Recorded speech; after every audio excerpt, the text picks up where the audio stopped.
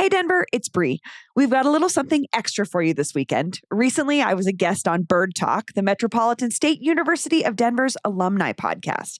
We talked housing, homelessness, art, my non-traditional college experience, and a whole bunch of other Denver stuff. It was a blast. Jamie was super cool.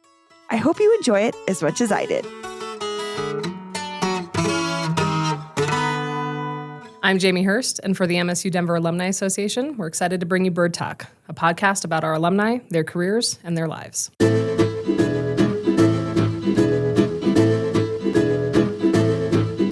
gotta say the word tit wrench. You know that we weren't allowed to say it on the radio for like the first 5 years of the festival when we were on Radio 1190. I was like, wrench. Is it a wrench for tits, or is it a wrench made of tits?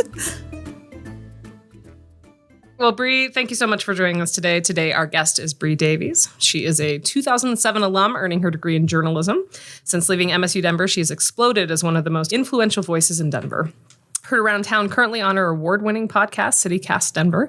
Bree is by trade a multimedia journalist, artist advocate, and community organizer, born and raised in our city. Across all her endeavors, which include co-founding the experimental art festival, Tit Wrench, writing for Westward, hosting and producing Hello Denver, Are You Still There? With PBS 12, and the comedy show Sounds on 29th on CPT 12. You've done some political campaigning. You were the bassist for the Denver punk band Night of Joy. You're a very, very passionate advocate. And so thank you for being here. Oh my gosh, Jamie, thank you so much. You're welcome. I tried really hard to find some sound bites from your band, but did you know they that don't exist. I know I deleted all of them. Oh, did you? Our band imploded in the ugliest way possible. Ugh. And the fight came down to, this is the only thing I have control over. And I deleted the whole thing. So we're out. So we exist a little bit on YouTube, but thank you for finding that. I did. I looked for it. Well, anytime I see that someone's a musician, I'm always like, I want to talk about that. I'm the weird athlete that was born into a very musical family. So forced fed music, but happily. Like I was excited about it. It just didn't come naturally. So like I remember when there was piano lessons, my sweet piano teacher, Constance, which sounds exactly like you would imagine. Like a piano teacher. Like librarian by day and piano teacher by night. Totally. Cat lover. My sister, great, perfect, classically trained pianist. And I'm like, I'm really good at like the beginner's book that was for the Christmas songs, Christmas Carol, Way in a Manger. Dun, dun, dun, dun, dun, dun. I'm on it, Banging on the keyboard. Exactly. Well, to be fair, I am like a punk musician in that like I don't read music or anything. And my husband is like trained musician. I mean, he's a drummer. That's his main instrument, but he can play guitar. He can play piano. He wants to sing, but I told him he's not allowed to. But that's what the shower's for. Yeah, exactly. Yeah. But like he can he's a studio trained. He's just that kind of musician, like your family. So I identify with you a little bit in that, like, I just kind of figured it out. Yes, that's cute. So glad that I got that right. And I'm glad that it was purposefully hard to find. So that it was not your... My e-stocking skills are not there. Your internet sleuthing came to a dead end because of me. So perfect. Well, we're so happy to have you here on Bird Talk. I'll be full transparent, super nervous about this. You do this. I always joke that I'm like, this is my favorite part of my job. To hang out and talk to people. Because I get to bullshit for an hour. And I am inherently the most curious human you know. And so I know this much about all things, but not enough about anything. And so this is like my dream. And then I'm like, and I have to be professional this time. So no, you don't. Good. Perfect. You really don't.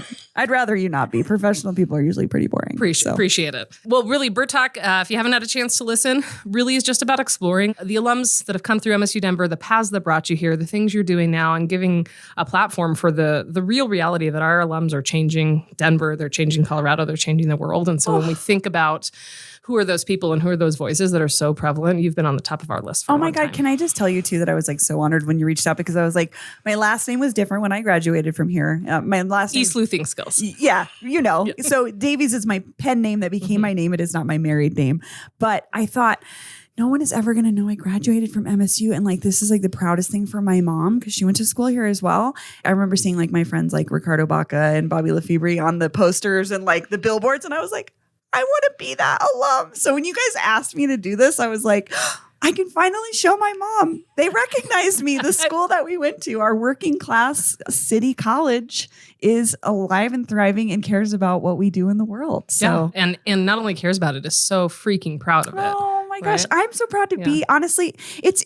I just want to speak to that for a minute, because Growing up here, Metro, as it was called when I went to school here, was kind of a small but mighty school. And it was kind of like people were not necessarily proud to go here in a way. And I don't say that to undermine any of the work that folks have done. Like I said, my mom went to school here when it was in a storefront on Colfax. But it took me years to understand how incredible it is that we have this college in the middle of our city that serves our city and our students of our city, as well as it's now become a thing that folks from out of state want to come to. Yeah. That was not the case before, and I wasn't proud of it in a way that I'm sort of regretful that I didn't get to enjoy these moments when I was on this campus. Like the King Center wasn't here yet. Right. Okay, like if you can imagine, this building we're in right now was not here yet. The Tivoli, when I was a kid, was a mall. Being able to see how it's grown is like so incredible to me, and I'm a little bit annoyed with myself that I didn't respect it in the same way when I was a younger person, because it took me 10 years to get a 4-year degree, and I never at any point here felt that I was lagging or I was behind. I was on my path, whatever that looked like, and people around me were on that same path, which means I was going to school with working moms. I was going to school with folks who were coming back to school after 40 years out of school. I was going to school with other 18-year-olds. And that's what made Metro really special to me. And so I just think it's really amazing now to say we're kind of like a big deal. We are. You don't have to whisper that. You can say it loud. We're a huge deal. We're a huge deal. Really proud to have gone to Metro or MSU. It's whatever you want it to be for you. They tried to brand it as the Met when I was here, and everyone was like, nah. no. The Met. No, we're not doing that. You can put it on all the shirts you want. But yeah, all that to say, I'm really proud to be an alumni of the school. Oh, that's awesome. Well, we're proud to have you. It's funny you mentioned the 10 years because I think we did a story about you a while back, Corey Fair, when actually I was talking with Corey the other day, and I was like, oh yeah, I'm interviewing Bree. And he was like, oh man. He's like, when are you doing that? I got to be there. And I was like, great. He's a great journalist too. He is incredible. I was so impressed with how I usually write about other people. Right. So when people write about me, it's very rare. And I was like, you made me feel so cool. Yeah. So thank you, Corey. Well, he's a very cool dude in general. The more I get to know Corey, he's been a colleague here forever.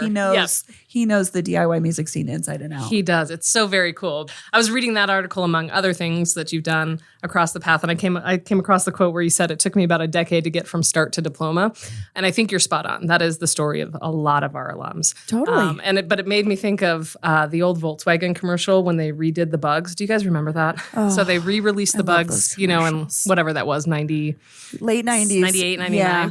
It was right when all the big truck commercials were out, and it was like, oh, the Dodge Ram, it goes 0 to 60 in 4.5 seconds. And then their commercial was just like the VW Bug, 0 to 60. Yes. Yes, we do. Well, and amazing you bring this up. My first car was a 70 bus. My second car was a 73 Super Beetle. My family are huge Volkswagen folks. And I think there was a special pride when those commercials came out because we were like, oh, we're getting our second chance at although these are timeless classic cars, it's really cool that they did that. And what I loved about that commercial series was they used musicians like the Polyphonic Spree. Mm-hmm. And it was like a commercial that connected with me on a musical level as a young person. Yeah. I think about MSU Denver in the same light where it's like, are you going to get a degree? Is it going to take you 4 years? We don't know. We're not going to judge you. From here to diploma, we're here. Maybe you need to do stuff in between there. Maybe you need to find yourself. I had to get clean. I was an alcoholic. I had to figure that out before I could really, really face myself. And that was all the stuff that happened in between. And then I still graduated. Yeah. And doing so in a place where you still felt safe. And I think that's 100%. The thing that I admire most about this institution. I've been here 10 years, started in a staff role, also picked up a degree, went back and studied some journalism courses and got a degree in public relations. I teach as an adjunct faculty member in one of the departments as well. And so I'm in all these different segments of populations. Sure. And what I've realized is consistent through all of it is there's no judgment in this. This is a safe space. It's a space that we actually not only don't look at what you're bringing in, we embrace what you're bringing in. We're embracing your challenges, your backgrounds, your stories, whatever got you here, because we know that that's going to amplify the experience of the people that are around you. Yeah, because everybody's watching everybody else. And when you see somebody who looks like you or has an experience like your experience, it reaffirms that you are in the right place or that you should be doing what you're doing. And it's, we're all modeling all the time. Oh, absolutely. I think our statistics for our last graduating class, because they'll always give the rundown, of how many veterans we had, how many, XYZ, this and that. But it was, I think the youngest graduate was 17 years old and the oldest was in their 80s. And a lot of colleges are very focused on the youth aspect of college. And I honestly was not interested in that, I think. And that was part of the reason that this school really worked for me. It was like, I didn't care for a traditional college experience. I wanted to hang out in my city and play in bands and go to school as well. And it worked for that. Yeah. And it gave the avenues are available, which I think is wonderful. So let's talk a little bit about Denver. Obviously, you do that for a living. I do. Born here, raised here, love it here. I'm sure there's things you love about the city. I'm sure there's things that are thumbtacks in your foot about the city. I've been a fan of your podcast, as Ruby has been. Shout out to Ruby, who loves your podcast. Oh, thank you, Ruby. I love that it's in bite-sized chunks, first of all, because I think it's the perfect commute from Westminster. I can listen to one episode. We really think about that sometimes. We're like, are we over-promising? Are we under-promising? Sometimes it's 16 minutes, sometimes it's 40, but that's an internal turmoil we're having with our show that you don't need to know as a listener. Sure. Like, what stemmed that? Like, so was it coming out of a place of like, I'm here, I've lived in the city, it's changing, I want to talk about that? Or was it more focused on, gosh, there's problems, let's address them, let's vocalize them, or just an homage to the place that we are? Well, first of all, I didn't apply for this job. It found me. I feel very fortunate to say that. But it wasn't until I was really deep into it that I realized I had been doing the thing that we're doing on the show just on my own. But at the time, I was in urban planning. This was like about 3 years ago. I'd taken a detour from journalism because I was exhausted from not getting paid enough money. And like having to have 3 other jobs. And I got this opportunity to work for an urban planning firm here in Denver called Progressive Urban Management Associates. It has the most boring sounding name. It was one of the most incredible work experiences of my life. Progressive in the front. So they do. They are. And they are. Honestly, that's why they hired me. Right. I mean, I didn't have a planning degree. Yeah. But my boss, Brad Siegel, bless his heart, was like, you see something in the city that we need. We need your voice and we need your experience to help us guide some of the planning work we're doing. And I got really fortunate. I was just so fortunate to fall into this work. And it was just better paid and it was less stress. And before it was cool, my boss really had an emphasis on mental health. Anytime you needed time. I mean, it was just like the perfect job for me. Mm-hmm. And I'd been doing that for about almost 5 years probably. And my producer, Paul Caroli, who if you listen to the show, you know his voice very well too.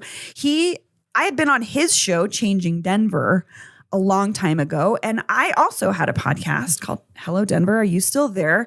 And so we were both sort of in this realm of talking about Denver in different ways. Paul's very historical. He loves the long game narrative, the thoughts about Denver as an evolving place and where it has come from. And I'm more of a what's going on in the city right now on the ground level person. And so our perspectives really meet somewhere in between there. But he just reached out to me and he said, hey, I'm producing this new podcast about Denver and I want to know if you want to think about being the host. And I was like, who gets paid to make podcasts? Right. Who gets paid in media, period? But who gets paid to make a podcast? I was like, sure, Paul, whatever. And so we kind of just chatted about it. And then he said like, hey, would you like be down for sort of an interview with our CEO who's overseeing this, what was going to become a network of cities across the country with these podcasts? And I was like, yeah, sure, whatever. I'll talk to this guy. It was not a job interview to me. So I was very honest, which maybe was a good thing, but I didn't take it seriously. And then I had another interview and I didn't take that very seriously, but I was honest. And I guess when I say I wasn't taking it seriously, I wasn't approaching it as a job interview. Sure. You're not saying what you think they want to hear. Exactly. You're speaking which kind of was like the best outcome, honestly. Mm-hmm. And then they said, hey, would you send us 6 pitches of what you would do with this show? It's just like, they're making me jump through all these hoops. I don't even know if this is a real job, whatever. And my friends were like, just try it. Just go for it, whatever. I gave them my pitches and then they were like, hey, send us a 1-minute-long audio of you. And I was like, go listen to my show, right? Which I didn't listen to, by the way, myself. And I love Mutiny Information Cafe and Corey Healy, who helped put that whole network together. They didn't do any editing on it. So I can't imagine it sounded great.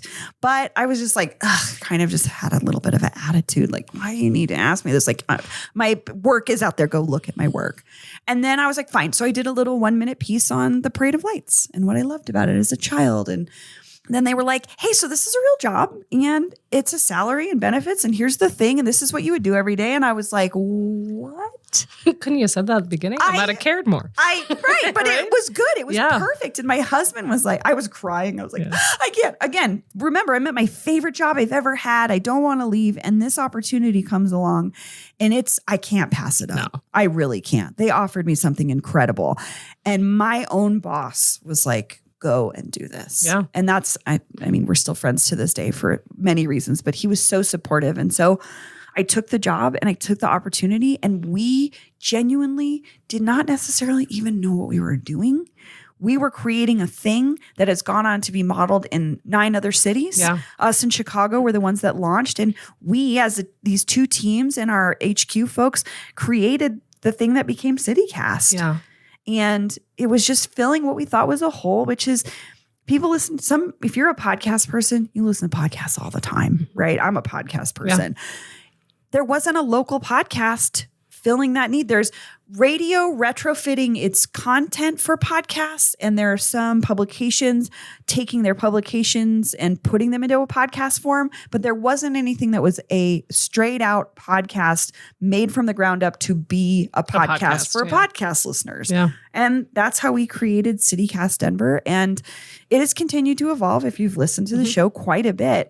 At the base of it, it was just, how do we talk about the city we love and be critical at the same time we praise it, be honest about how we feel and the changes that we see and how we see the change in ourselves reflected in the city. And that's the show we make every day.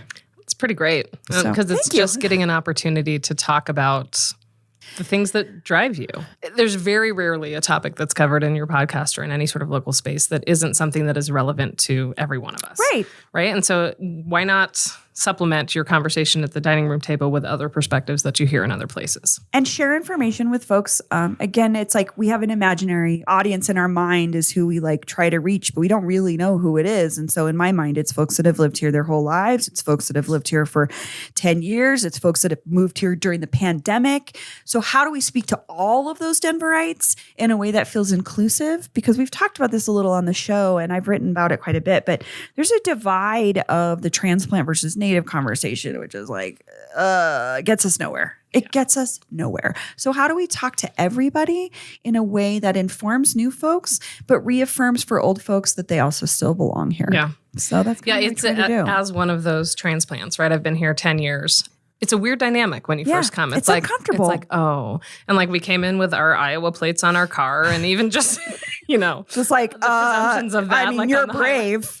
Right. Which is stupid. I know, right? And so there's just so much of that where it's like, okay. And so you kind of downplay like where you're from, where you lived, the other things, because you don't want people that have such a strong heritage and such strong commitment to this culture of being a Denverite and being a Coloradan to feel like, oh, I'm treading lightly on that.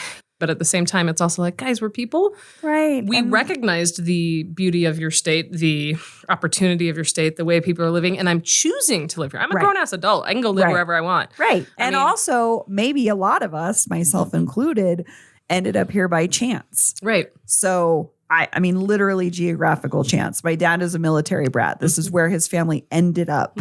My mother's family came from Nebraska for something better. Yeah. That was just like you. You know what I mean? Yeah. Coming here for the same opportunities and the same things.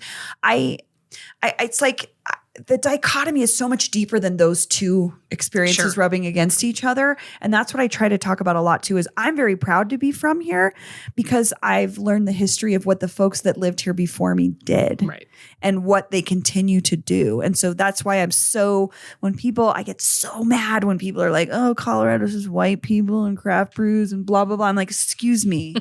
We're the epicenter of the disability rights movement in the 70s. We did incredible. We were the first place to have an independent living facility for people with disabilities. Folks that were formerly institutionalized and locked away. That change where they got to live on their own independently in the way that most of us live was revolutionary. And that happened here. Yeah.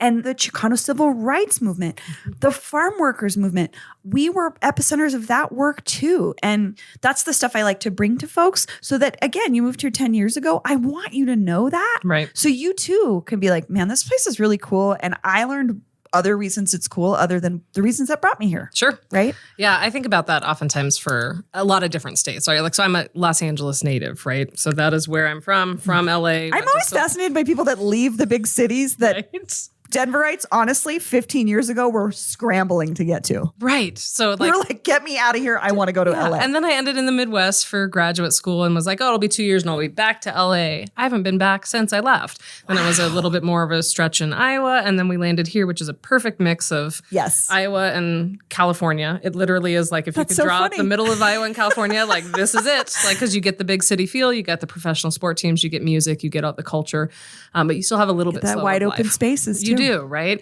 All the different places I've lived, especially as being like the California girl, which like there are a lot of things about me that are very California. There are also a lot of things that aren't now, probably because I've spent the majority of my adult life. But I also think you folks are complex people that get dismissed as a certain era of LA, whatever you think of. Maybe you're a Valley girl. My best friend is like grew up in LA as well. Yeah. She's lived here for almost 20 years. You would never guess until she starts talking about how she feels about the Lakers.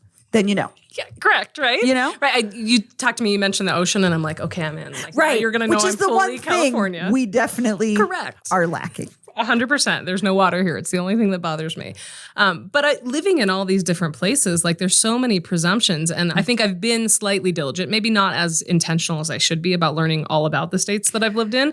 But same thing for me when I was in Iowa. I was like, oh, they're at the forefront of a lot of the civil rights movements that happen. Some of our most predominant civil rights cases that have talked about racial rights and all this stuff. Like, you're not thinking that. You're thinking Iowa, probably very conservative. And it's like, no. It's actually like one of those places that the GOP, you know what I mean? At the beginning of a presidential race. Where do we go? Yeah, you've got the straw poll, right? And so all these things, and you're thinking that it's that. And it's like, oh, God, no. Like when we talk about education rights and civil rights that happen in education, that is Iowa. And I even laugh, like when my wife and I got married, we had our ceremony in California, like right on the beach, which was great. Illegal. Go back to Iowa where we're living. Legal. Wow. And so people sometimes be like, what? Like, why do you have 2 anniversaries? I'm like, oh, because our fake marriage out in California, was not legal. Progressive California. But Iowa, one of the first state that passed legal marriage for same-sex people through the court system, had it before California had solidified it after all the proposition issues that they had. And people are like, oh, that's so, I would have never thought that. I'm like, right, because you're making presumptions about whatever you think of whatever flyover state. And but it's like, also about what speaks to the people. Correct. Right. What do the people care about? Yeah, what do the people are motivated by? I know we talked about the VW or the Volkswagen thing, but I think about the Nebraska commercial too. Have you heard that one? No. Oh, it's fantastic. It just shows all the fields and does all the stuff. And it just at the end says Nebraska. Not for everyone. To me, again, but that's just it, where it's like, but know who you are. You can't expect to get the most out of the city or be benefited by that city, impact that city or state that you're living in until you realize who you are to know what you're bringing to the table to amplify things, right? Totally. Yeah. And I just try to invite everybody to the conversation because that's what all conversations should be as inclusive as possible. Yeah. And we can't talk about Denver if we don't hear from multiple perspectives. Yeah. Like, again, I am just a second generation person here randomly by chance. My friend Justine Sandoval, we have on the show quite a bit. She always says, like, my family didn't cross the border crossed us. We were in the San Luis Valley before it was America. Right. We are here. Or my friend Thad, who did one of those, like the 23andMe's, he is like, his genetics place him in Denver. He is from this place in a way most people are not. And he doesn't go around touting that, but it makes me proud to think I know somebody whose family lineage knows this land better than I will ever know. Right. And all I can do is learn from that experience and read those stories and let them inform the pride that I have for the place where I live. Yeah. I think it's rad. And I'm just super pumped. And I still say rad. Never stopped. I do too. Never stopped. My theory with colloquialisms and slang is like, stick to your age group and you don't sound so like, sometimes when people my age are like, oh, I'm not going to call anything fire or whatever. I'm not going to do that. Let's be honest, homie, don't play that. Like, I'm in living color era. I know my place. You know what I mean? 100%. So yeah, I'm a rad person as well. Perfect. That's rad. But I do think that it's great that it sounds like there's been a great combination and meshing of your passions, your interest, and with your skill set. It's the dream job I didn't know existed, that someone would pay me livable wage to talk about my city. And I do feel blessed in that I have always done what I wanted to do. I did not ever do anything I didn't want to do. And following that, that's just how I live my life, has brought me to this place where I have this opportunity. It was so funny. I was talking to my gangster tax attorney, Uncle Phil from Pueblo Rules. He's a character in himself. I want to write a book about how amazing he is. But he said to me, he's been doing my taxes. He knows how much money I make. And he goes, Bree, you're finally getting paid for all the expertise that you have. Yeah. And I was like, thank you, Uncle Phil. Thank you for seeing that. Thank you for reminding me that it didn't just come out of nowhere. Yeah. I did lay the groundwork for it by the work that I did that a lot of times was unpaid and just because I cared a lot about something, you know? And that's a tough path, especially when I think about talking to like young students or, you know, that are coming through where it's like, art, the 90s, 80s child, 90s child mindset is like, put your head down, do the work, things are going to come. It worked out for me, worked out for you. The road's going to be zigzaggy as we get there. I don't know that works out as much for our students anymore. I feel that. There has to be like that middle ground. Like you still got to follow your passion. I totally agree. Right? And I agree because again, I mean, we could get into the thing that's the other huge topic in Denver, which is cost of living, right? And when I lived here as a teen and then into my early 20s, I paid $450 a month for my half of 1,000 square foot apartment on Cheeseman Park. And I could work at Chili's and go to school. However, also my parents helped me pay for school. There's a lot of things in my path that were given to me and that not everybody has. Sure. And so I think it's important to acknowledge that as well. But I also agree with you in that it's a tougher place out there in Denver and it's more expensive. And it's just like, it can be hard. It can be very hard. So I'm just sympathetic to it too. Absolutely. So I know the follow your dreams attitude is like sometimes just not realistic. Yeah. But do have a little kernel of that to remind you of why you're doing what you're doing. 100%. Because I am a big dreamer. I am let's think of something that hasn't been thought of before and make the thing you want to see. Let's manifest however the hell we got to do that. Yeah. Right. So inherently I'm that person, but I also know that I benefited from a lot of those things that you talked about to be able to get there. So I never want to shut down the dream of young people to say, no, do the things that matter to you, do this. We had Gary Streisky, who's another alum who is a Sports Center broadcast on the podcast earlier, which was great. And his advice that he would give to everybody is like, basically just do it. Follow your dream, put your head down, do the work, take the job, talk to all the people, do what you got to do. Yes. And also there is a reality of like, we got to figure out how we're going to make ends meet in the middle. Some folks are supporting their families. Correct. Some folks have young families. Some folks live in intergenerational families where they're in charge of a lot of things that I did not have to be in charge of. Correct. I totally understand that. Yeah. I didn't have my first kid till I was 40. I have friends that had their first kid at 18. I understand how those experiences impact what our path looks like. So I think, the realism part of it is important as well. But you got to have the dream. Yeah, you have to have the driving dream, whatever that is for you. And for me, it was just, I realized eventually I just really love the city. Yeah, that's awesome. So let's talk about the art stuff too. So self-proclaimed artist advocate. Yes. So walk me through what that means to you. And first, do you consider yourself an artist? I don't, but other people do. I don't consider myself an artist. I've dabbled in like playing music and doing like collage work and all, we did all the DIY stuff. Like we made our own posters and we made our own t-shirts and all that kind of stuff. But for me, I guess the artist advocate role was something I realized in my probably early 20s where I was like, I actually just like to help other people get seen and heard for their art. And that's just a better role for me. And I had the good fortune of growing up in a family that's extremely supportive of the arts. I bought my first piece of art when I was 10 years old at the Pirate Art Gallery, a Louis Recchia piece that I still have because my parents instilled in me building an art collection is really important. And I took that very seriously. My husband and I are both local art collectors specifically. We are highly interested in being able to support the local artists we know while building our own collection because eventually one day I would love to be like, this is Denver. This is the Denver I know through the art. And donate that back to MSU Denver. God, it would be awesome. It would be amazing if my children will probably be like, I am so tired of my parents' weird art. But that groundwork that my parents laid for me, and my dad played in bands when I was a kid and played at our house, and I was around bands a lot, was just like, this is a life that I like and I understand the world through art. My parents did not censor what I saw. So I've talked about this a little on the show too. I'm a John Waters, Paul Rubens.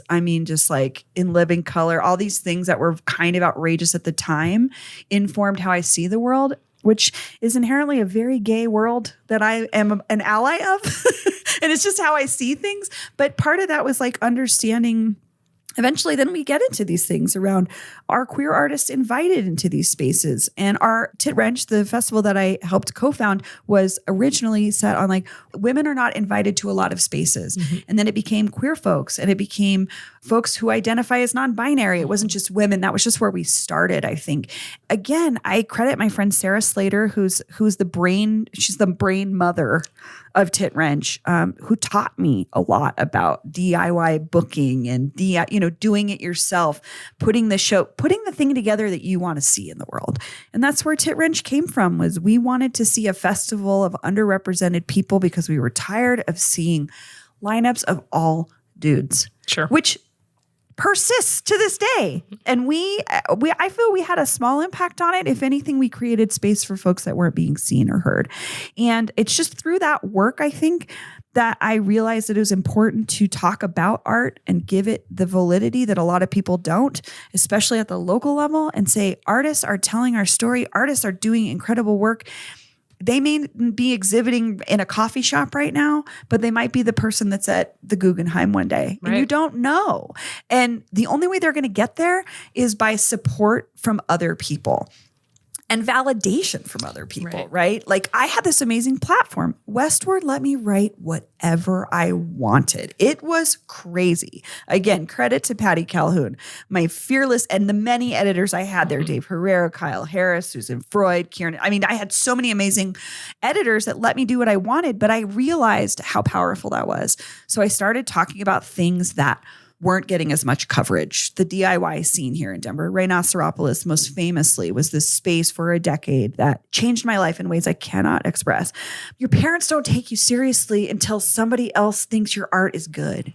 And so if I was able to write a story that ended up in the print newspaper, people would be like, my parents read that and they finally came to my show. They finally believed that I was doing something that was not just a waste of time. What's so funny with that too, especially in the art space, I think that's true probably about just about anything that someone does. Your parents don't realize. If it's not in their line of understanding, they it's don't not. get it. Yeah. But especially when we look in the artistic industry, it's like, it is all subjective of what is good and bad in so many of these spaces anyhow. So be the cheerleader for your child in that space. What are we doing? And you be the one that sets the tone. Cheerleader is exactly how I describe. Like I had my scene of bands that I saw all the time that were my friends. And I think my good friend, Robin Edwards, she performs as Lisa Prank. She's in this other band called Who Is She? I have followed her career as her friend the whole time. And sometimes I will stand at the front of the stage and scream, "You are my favorite band. I love you. I love this band." I truly meant it though. I get to see my friend thrive. And I feel very honored that I get to call a lot of the artists in this city my friends. Yeah. They're people that I care for. They're people that care for me. They're people that my friends, the Rarebirds, take excellent care of my child. And these are just like rapper producer people that somebody might not give the time of day, but if you take 5 minutes and talk to them, you will be dying to hear the music they make because they are such fascinating people. Yeah. And I feel very fortunate. My world is surrounded by artists that make my life interesting every day.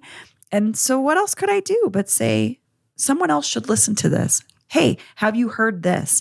Art scenes, music scenes, any kind of comedy scenes, same thing. If there's no audience, if there's no backstage person running the show, there is no comedy. There is no art. So you may not be an artist or a musician, but you're needed. Sure. So every scene needs you. And I don't think even you realize how much you needed it too. Even people that... Oh, it gives me purpose. 41 years, I don't think I've ever said to somebody like, oh yeah, and someone's like, oh, I don't like music. Like that doesn't come out. Totally. Music is a way for us to process and feel and talk about emotions in different ways. Art similarly, right? And I get to my friend Kaylin Heffernan, she's Wheelchair Sports Camp. That's her band. My husband is her drummer and also her collaborator. But I know her songs from the backside. Yeah. I know where they came from. I know I got to watch her process and make that thing. And I bring her up too because she's someone that married art and politics in a way that not a lot of people can do. She's one of the most informed people I've ever met on the history of activism. And she puts that into her work. And then she, in 2019, said, I want to run for mayor, knowing full well she was not going to win. But how do I bring all of these ideas and thoughts and concerns of my community to the table? I just have to be the guy. And working on that project with her, on the mayoral project, changed my life. If there's anything that we love to do, it's work together with people, and we don't realize it's something we love to do until we have a big project. Sometimes that big project is your family. For us, it was a political campaign. Maybe it's your band. Maybe it's a play you're writing. But when you get to work together with other people, you start to learn more about the world. And I learned so much from doing that campaign. One thing I did learn, I will never be in politics. That's true. Just as I saw valid the as a hell lesson, she right? went through, Yeah. and she is a tough cookie. And I could not handle half of the things that people said to her as a politician, as a person that was interested in the political process. Right. So I learned I will never be in politics. Yeah, I think there's so many true things you said, but just on the last one, I think about that, like, this is supposed to be a civil service that people want to provide, right? Yeah. Politicians, inherently, when we establish this country, we're not supposed to be career politicians.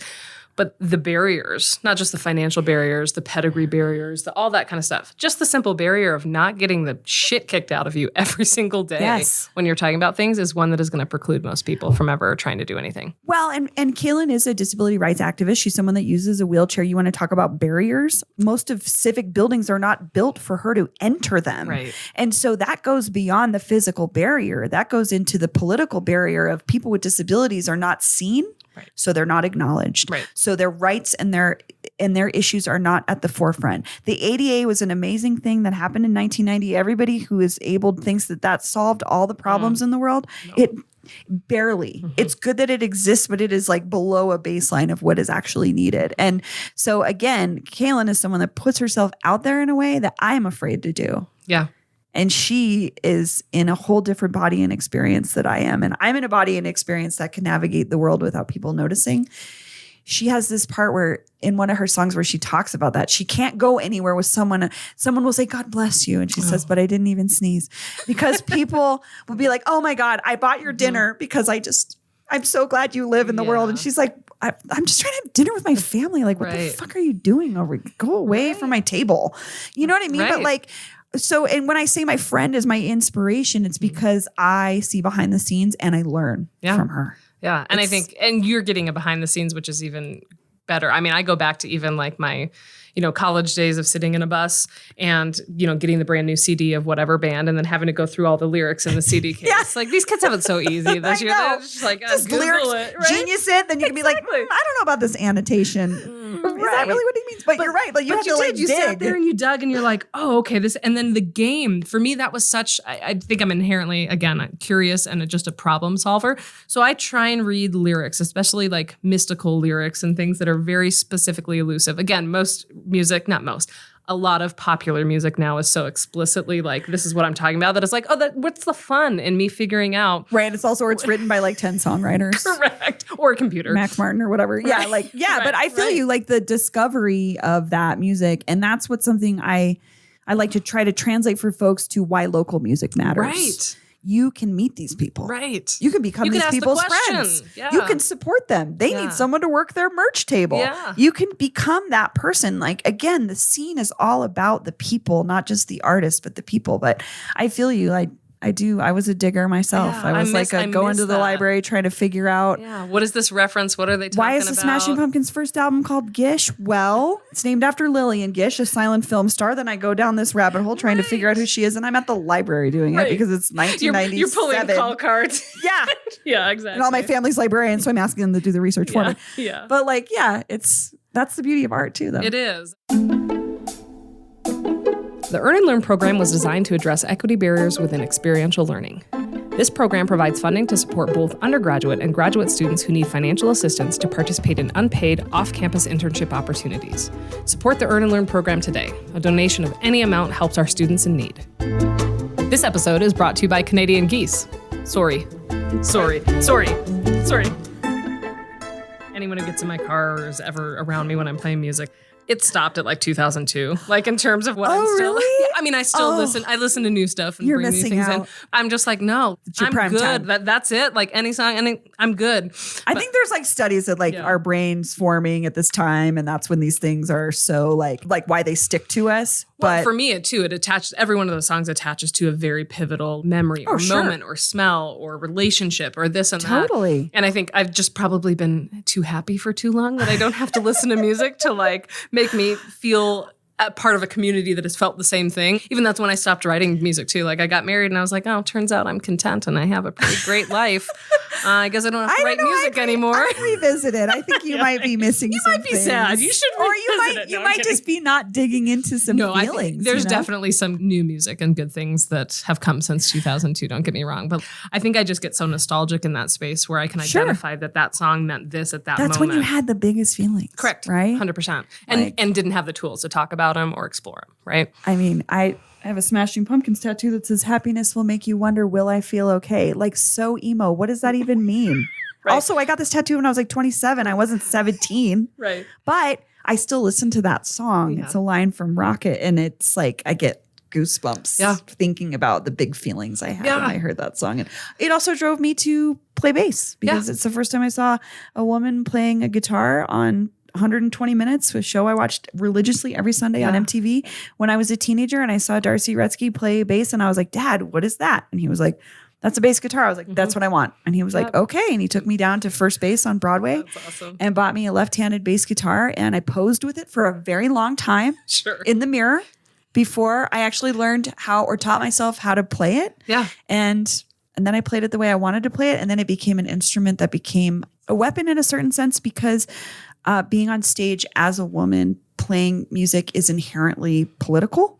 And a lot of men wanted to tell me all about what I was doing wrong. And so it became a place where I felt super powerful because I was like, you can tell me all you want, bro. Like you're on the floor and I'm on the stage. So mic drop. Yeah. Exactly. So like, I know that you think I'm playing my bass wrong. Like I should, someone told me once like real bass players play up here and like, you know, like lift it up and like, you know, punk players play down here. And I was like, did you ever see Chris Novoselic from Nirvana play? It's practically hanging at his knees. And that dude's like 7 feet tall. And guess what? He was in one of the most successful bands of all time. Right. So call me and let me know that's not a real bass player. Right. It's crazy. Though I haven't thought about it that way, but that women inherently in music on stage is a political statement. And I find myself following probably more female artists these days than male artists just because I think there's... It's amazing. They sing a little... I want to because I'm like, that's rad. Let's do this. Shit. Right. But it's also like it's singing to probably like-minded places that we're coming from, like experiences at this moment that brings that collective sense of community. But I do realize that whether it's local coverage or it's national coverage, anytime a woman does something or says something on stage, it hits the news. And it's like, guys, what are we doing? I've been to plenty of featuring a male headliner, male band, whatever. Look at what the like same shit. this and like, it's like what try that in a small town shit with Jason Aldean. think about 15 or 20 years ago when the Dixie Chicks. Now the Chicks were like, hey, George Bush sucks, you guys. We're in London also. We're not even in America and we're saying this to you. And that got sorry, we're from Texas. Ruined their career. Correct. That ruined their career. And a huge part of that to me was that like they were at the highest level of again, I saw them on MTV and I heard them on the radio and they were country musicians. Yeah, the backlash and the bias and the radio's just not playing them. A huge part. I think You're Wrong About, which is one of my favorite podcasts. They debunk these stories where they retell the story of Monica Lewinsky. They retell the story of, they do one on the Chicks. I'll have to find a link to it. It's great. But at any rate, a huge part of that was they were women. 100%. Which is wild. And it's like, it's crazy to think, you know, when I was in a band like 10 years ago, I remember playing a show once in Lawrence, Kansas. First of all, we had a man drummer, Fernando. Love you. Greatest. Also, there's a reason you see the same dudes in bands with women all the time because there's only a couple dudes that will play with women in any scene for some reason, and they're all cool. So Fernando did not do any of the book. He showed up and he played drums. That was his job. we would walk into a venue and they would be like, excuse me, sir, how do you want your inputs? And he'd be like, man, I am not in charge of this band. These women they're in charge. Talk to them. And they'd be like, oh, talk to the women. Oh my God. So we're like in. Milady. Yeah, I know. It was a lot. I mean, if we got that, it was more like a huffy sound guy who was like, I can't believe I have to deal with you. And we're in Lawrence, Kansas, and we walk into this venue and it is just like all dudes. Mm-hmm. It is all dudes. And we're like, okay, I don't know how this is going to go. We set up to play. We're on the floor. It's like a bar, there's no stage. And this line of men comes and lines around the stage and turns their backs to us so no one can see us playing. Oh, Jesus. This is like 2012, you guys. Right. This is not like 1975. Yeah. 2012. These men were so upset that we were playing music in public, we were a punk band that were not girly. And so people were very surprised. Mm-hmm. I once heard a guy tell another guy, don't leave yet, dude. I know you're seeing girls that are setting up right now, but this band rocks the fuck out. They're girls, but they're like pretty tough. Yeah. And I was like, wow, cool. Thank you. That was the response. Mm-hmm. Was to block other people from seeing us perform. And again, all that did was just motivate me to keep doing it and keep opening doors for other women, queer people to come in and do that and stand at the stage and be their biggest fan. Yeah. So that guy has to like sit with himself and think a little bit about, why am I so upset? I don't think he spent that time I'm sure he didn't. Having that introspective I'm sure thought. He didn't. His music taste sucks though, probably. So, obviously. Fuck that guy. It's true though, this idea that everything inherently becomes political when women are doing it because it makes a large portion of the population that has held the power for so long so uncomfortable. We're seeing the same thing happening in sports, right? You talk about like the women's soccer equal pay fight. First of all, that lasted way too long. And as somebody who is like, I teach a legal studies course here, so like deeply invested in the filings, the claims, all this stuff. I'm like, first of all, the first round of when they lost initially, hearing what the judges had to say about women's soccer versus, I was like, I can't believe you say that. Then you're hearing the head of United States Soccer, so their boss effectively basically being like, yeah, but you're women. All they're doing is asking for equal pay, but we turned it into a political extravaganza. Oh, I know. Fox News batted it around. Like, I was like, is this really? Right, but yet go read a book. We have men that are sitting in the NFL right now that are holding out on training camps because they are fighting for more of what they believe to be equitable in terms of their contract. Then it's like, good for him or this and that. He's going to get what's due. That's a good negotiator. Right. But women just simply all have to collectively bargain too. Because at this point, it is an entire group of people had to come together to be heard loud enough. Yeah. And then it honestly took a lot of female-owned businesses and other female companies and corporations big enough to make it a big enough splash. Yeah. But even like at the end of this World Cup, obviously the United States national team doesn't do well. They exit very early. And some of the political responses to it was like, that's why. Girls couldn't do it. Yeah. Why don't you get your head out of politics and keep it in the kitchen kind of bullshit. And it's just like, and you're like, what year is it? It drives me irate. And it's just one of those things where it's like every time you feel like you're making steps forward, you just get thrown back because power is so threatening. And again, I have to say something I learned from working with Kaylin and working with the disability community was, you think it's hard for you. Exactly. They have seen some shit and they keep going. Mm-hmm. They keep going. They keep fighting. They keep fighting. A brand new building gets built without an elevator. And they're like, well, we're back at it again. We're back at it again. We're back at it again. And that's what I just have been motivated by is equal rights for everybody it's a possibility. Right. And you have to keep pushing. Mm-hmm. And another thing I learned from Kaylin is there's this great writer and philosopher, Adrienne Marie Brown, and she talks about the pleasure of the revolution. How do we make the revolution pleasurable? How do we look for the things that make us excited and happy to push forward? Yeah. And it's just thinking about the better future that you're creating for somebody else. And that's the other part is collectively thinking about who can benefit from this that's not me. Someone that's not me is going to benefit because I'm going to be long gone. And that's why I'm doing it. That's actually good. Yeah. Right? And I do think that women are likely set up right now to be the most powerful voice in that kind of thinking because it's not that far gone in our history and it still is not solved. But to be able to say, we didn't have voting rights, we didn't have these rights, we didn't have that. We came a long way. Now we're in a weird place. Now what do we, but how also do we continue to open that door? Correct, right? So like we're still in a place where like, yeah, there's this and that. Now we're fighting. Now we don't control our bodies apparently, oh my right? God. That's all of these things. But it's recent enough in our history and in our knowledge to be able to say, okay, so now whose door do we open next? Right.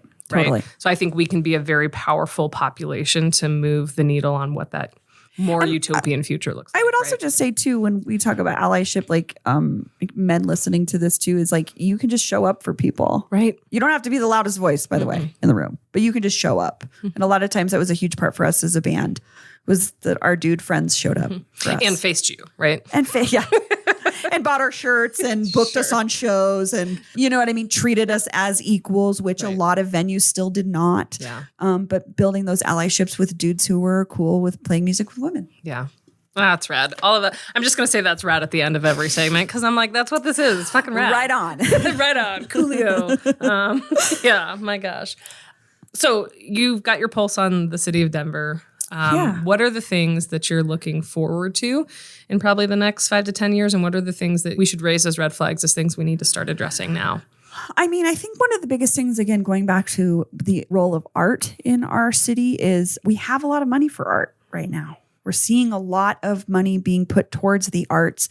And we're seeing representation in our larger institutions that we've never seen before. So if you think about the reopening of the Sand Creek Massacre exhibit at History Colorado, that was a 10 years in the making project with direct descendants of the Sand Creek Massacre having a voice and a stake at the table. Desert Rider, one of the best exhibits I've ever seen in my entire life at the Denver Art Museum right now, is a representation of Chicano, Indigenous, and Mexican culture in the Southwest as it relates to transportation. But what you see in it is one of my favorite artists of all time.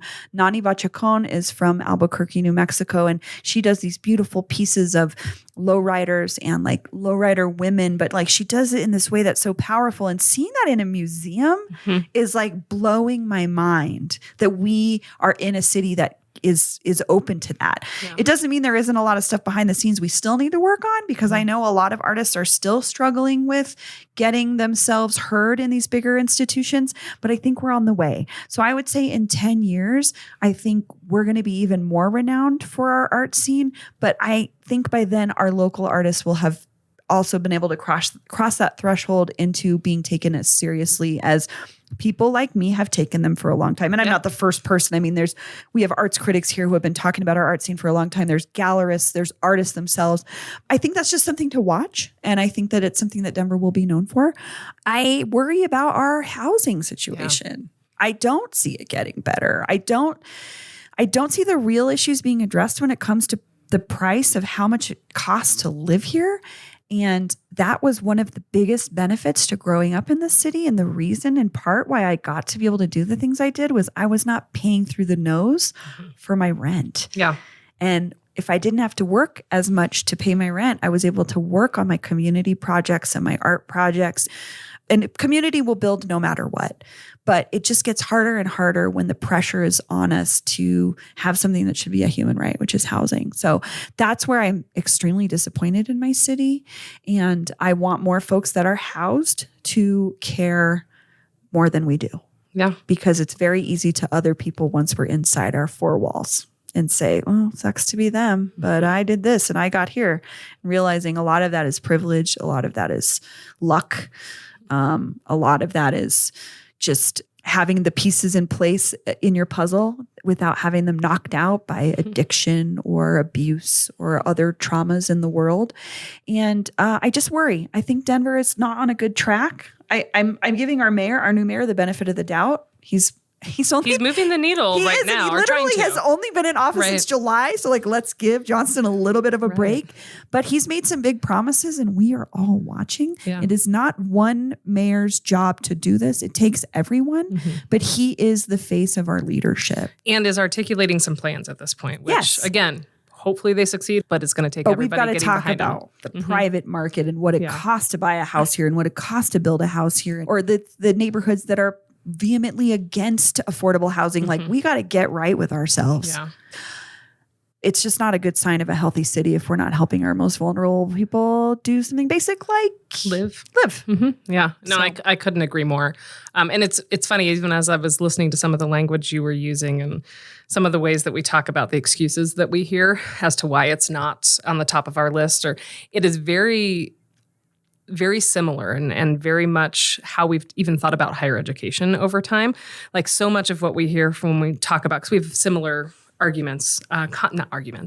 conversations, heated conversations all the time about funding for higher education. And we hear the same things like, oh, well, I could do this. I did that. And we hear that all the time. I go, yep. But why? But 50 years ago, it cost $1,200 to go to school, to live, to do all of that. Yes. We're not talking about that space. And that $1,200 was probably, I think we said 25 years ago, 30 years ago, 80% of the tuition at a place like MSU Denver, a state institution, was paid for by the state.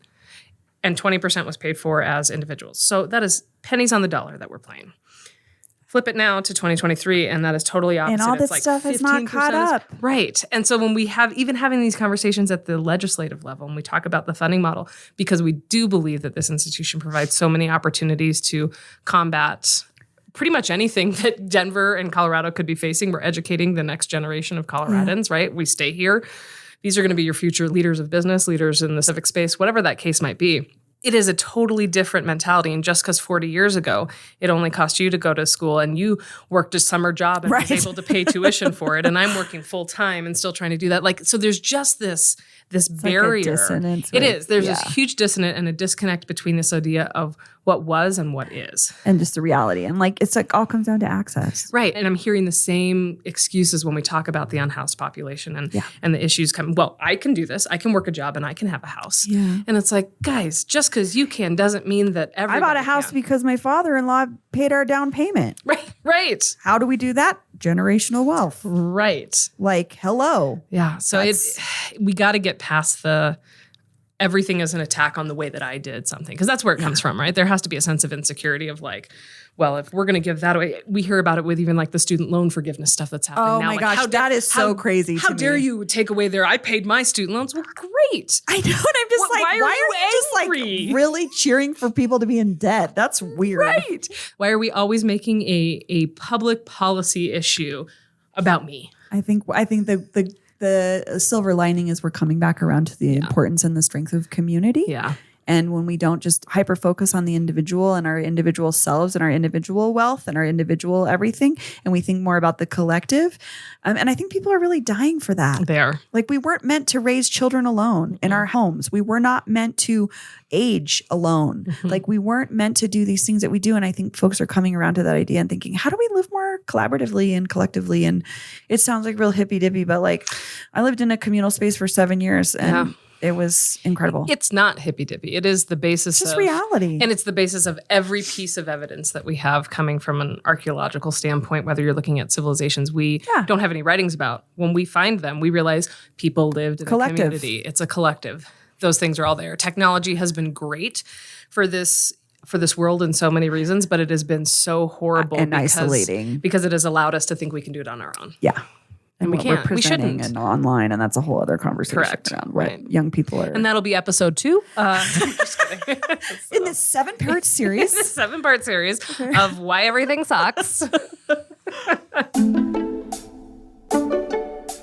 talked a little bit about Mayor Johnston and kind of his being right on the front end of the start of his campaign, but knowing what you know about the scene of Denver, where we've been, where we're going, what are some of the political things on the horizon, especially those that may inform the communities that we serve here at MSU Denver, higher education, that we should be on the watch for? We've talked about this on my show. The mayor doesn't have a direct overseeing of DPS in Denver, but it's definitely a part of the political conversation. And I think if we've seen anything over the last couple of years, it's that there's a lot of dysfunction in our school board.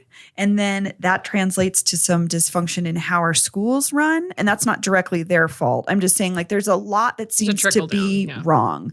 And as a person that lives in a neighborhood that is having schools closed, and thinking about my son who is preschool age, but eventually I'm going to want him to go to my neighborhood school because I want him to be in community. Is that going to be an option anymore? And I just wonder if we're failing our kids before they even get to thinking about college. But there was that study that Denver schools are more segregated now than they were 50 years ago. Yeah. And this is all like sort of by our choices. And so I think that that's something that the city is going to be grappling with over the next it has been. I mean, I remember walkouts when I was in school at George in the 90s. We have been continuing to talk about this, but that's something I've just started thinking about more as a parent. And I think it's something that folks, even who don't have kids in the school system, should be thinking about is how are we setting our children up for success? How are we connecting them to their communities so that they have an authentic experience in education that reflects where they know, where they're from and what they learn? And before they even think about school, that feels like something that I think is going to be addressed. I don't know how. I'm curious how the school board elections will go. Again, it's something I think we struggle to get folks on board with because if you don't have kids in the school system, kind of why would you care? But the health of our city depends on how well our children are doing, right? I mean, they're one of the most vulnerable populations because they have to rely on adults to do to the make right decisions, thing. Yeah. And Johnston comes from the education space too. So I'd be curious what he's going to do in that realm. I mean, the other thing that crisscrosses every single demographic is just substance misuse and folks dying. Yeah. Folks are dying. Fentanyl is a problem. Criminalizing it has not worked. Folks that listen to my show know I'm an advocate for the Harm Reduction Action Center. I believe people who use drugs should be able to live every day and for a better day tomorrow. Does that mean we have more money put towards recovery programs or transitional housing for folks? That would be great. That's part of our housing problem. I don't know about you, Jamie. I'm on medication for depression. If that was not regulated, if I didn't have a therapist and, I'm on medication, I also have a safe home. Yeah. I may be in a different place. And when you see somebody having a mental health crisis on the street, remember, what if they were having that in their home? It would be different, but you're seeing them in this very vulnerable place. And I mean, mental health and drugs intersect. They're not the same thing. Homelessness and drug use intersect. Also not the same thing. We're seeing all these different things. But I think at the baseline, we've got to deal with the fact that criminalizing drug use and making housing unattainable are two big things that we could probably solve. Things we can control. Yeah. And I imagine that will impact higher education at some point when I don't know how many stories I've read of unhoused folks who were on that path. I was getting my degree or I was doing this and then I got evicted and then everything went downhill from there. So I think that that's an everybody conversation is housing, how we treat mental health and how we treat people who use drugs. Just be better, I have a little bit of faith too. I was talking to my friend Lisa at the Harm Reduction Action Center, and she said that Mike Johnston came and visited the center recently. So maybe he's interested in the work that they're doing, which is keeping people alive. Well, and it's a smart and a savvy move to double down on the things that are working. Yeah. Right? We don't have to come be the new person, whether it's a new faculty member on campus, it's a new, boss in whatever situation. There's great ideas. Build upon the things that already exist. The Harm Reduction Action Center, if it could be open 24 hours a day and have a housing component, if they had the funding to do that, it would be life-changing for the city because a lot of their folks you see on the streets every day. So maybe if they had a place to be where they were safe, you wouldn't see them on the streets. Yeah. And they don't want to be on the streets either. Right. It's just a constant for the city. It's almost like you could talk about this every week on a podcast. It's almost like I talk about it almost every day of my life because I care. Yeah. I just want people to stay alive. Well, the passion is evident for sure. Thanks. We talked a lot about the art scene and some of the controversies in Denver in general, but could you walk us through the Pat Mulberry situation? Sure. And I don't know Pat personally, so I just want to put that out there. First of all, my first response is I don't go after artists. They don't hold the power. They're not the people in charge of the money. I do remember a specific incident, though, where on the west side of Denver, on Santa Fe, which is our historic west side, which is the epicenter of the Chicano Civil Rights Movement, something that came out of that continues today. There's a Leo Teguma piece in this building right now, is the art of the movement continues to this day. And it is this Chicano futurism. A lot of it is telling the story of the ideal world. And there was a Love the City mural on Santa Fe, and I know it got repeatedly tagged by someone I know who is a West Sider. And I think it was less pointed at the artist and more at the idea that, and I remember Lucha Martinez de Luna, who runs the Chicano Murals Project, I went on a West Side Murals tour with her, and she stopped and talked about this specifically, and she was like, the fact that the city would fund this piece in a neighborhood that has historically been marginalized, arrested. I mean, they got arrested for painting murals in their own projects. The history of art as protest on the West Side is so strong that the reaction to that piece felt, I don't want to speak for the West Side community either, but I think to me, I interpret it as an affront to the work that they had done and the fact that they have been ignored and kind of beaten down by the city for using their own spaces to do murals. And then the city pays for somebody who's outside of the community to do a mural in this central area of the community. So again, this is not about Pat Milbury to me. This is about what the city chooses to fund and what they don't. Now, I will say they have made strides in that piece has been painted over, by the way. The city has made strides in recent years to correct some of that. However, I will credit the Chicano Murals Project and Lucha for continuing to be a critical eye on that because so many of our murals have not been saved, the historical pieces. And understanding that sometimes art is ephemeral in a certain way, it just is part of this very complicated fabric of gentrification. And that's where artists also get put in the middle of this thing that is out of their control. I've been very critical of the Crush, the Murals Festival. I think it's now called the Rhino Mural Festival or something. But early on, this art district was paying artists to come in and do graffiti in areas where graffiti artists had been repeatedly arrested for doing graffiti. Sure. And it's this very complicated topic that, again, I speak to as an observer. I'm an observer of the graffiti movement and world and community. My brother is a very prominent graffiti artist here in Denver. If folks know, they know. A lot of folks don't. But I've watched and learned from him, and some of the world of graffiti, his friends are some of the most fascinating, interesting, thoughtful philosophers. They have ideas about the city. They have ideas about what they're doing in the world, but it's a very complicated place. And the Chicano Murals Project is trying to capture and save and uplift the history of it. And when the city pays for something that is not directly from community in community, it feels like a diss, honestly. So artists do not have the power here. They are often almost used by, say, a developer, like, come do a cool mural in my lobby. And like, you might see a mural by someone I love in a new building that no one can afford to go in. But you know what? That artist got a gig and they got paid. And I want them to get paid. And if I tell artists anything, it's take that money, because if you don't, somebody else will. Now, if you have conflicting morals about a particular project, stand by your morals and stand by what you believe in. But I never believe that this is the artist's fault. Artists don't have power. Like, they do in their own way, but like not in this situation where it's the city versus developer versus a bunch of money. Pat Milbury probably got paid. Good for him. He got paid to do a piece. It doesn't mean that he's immune from the criticism. I just think that the direction of the criticism needs to be focused more on the money. So that's where I stand on it.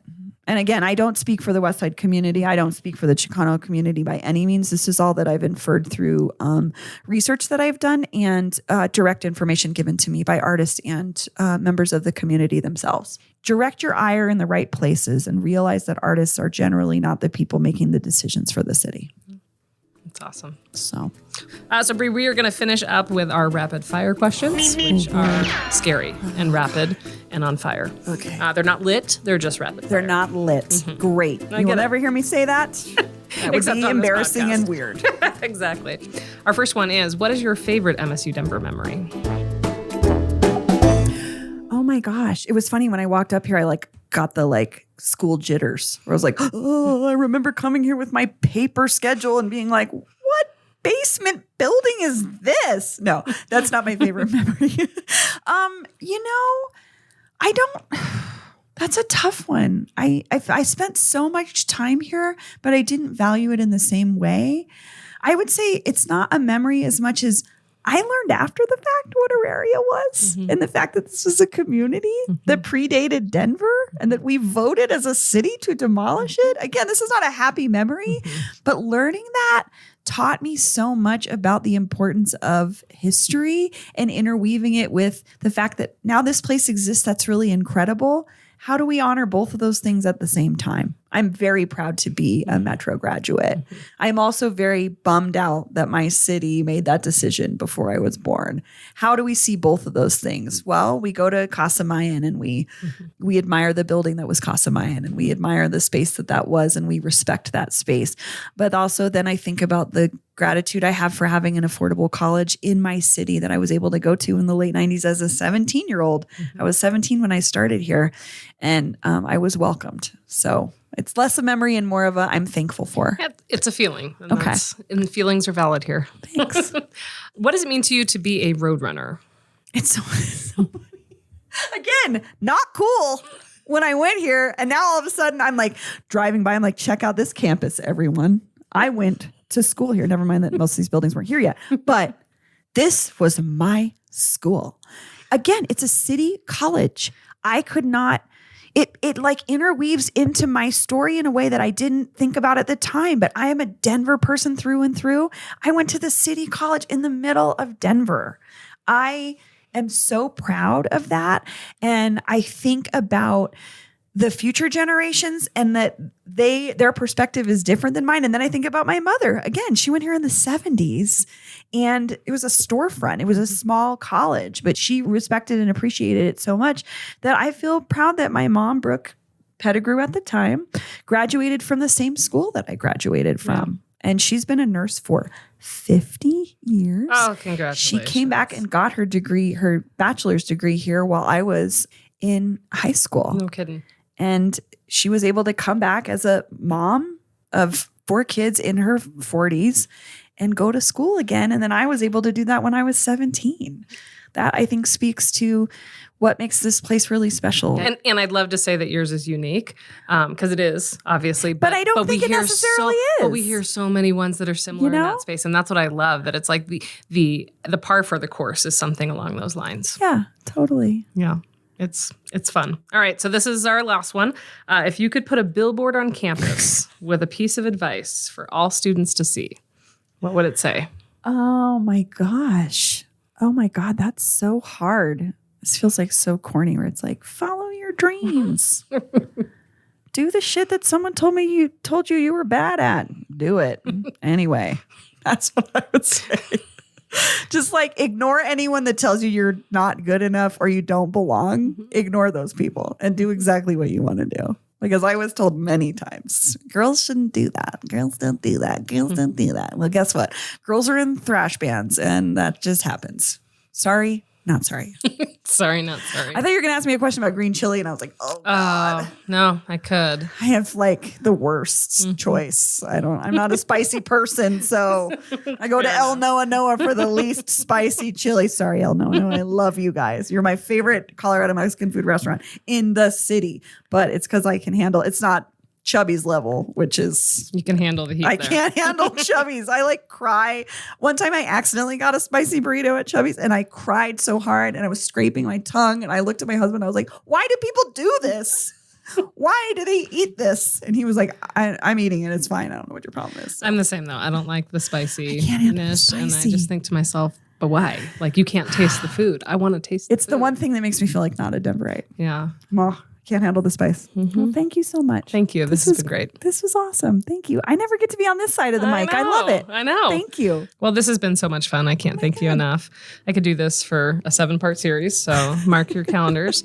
But it has been a very, very big pleasure and an exciting time to be able to chat with you. I love hearing the way you speak about MSU Denver. And I think the most I love is that you didn't see it when you were here, but you see it now. And I think having that sense of kind of closure on that even makes you a bigger advocate and a bigger, Sometimes we don't know what it's like when we're in it. And then we step out of it and go, man, there couldn't be a better thing to happen to me. That was rad. Yeah, that was totally radical.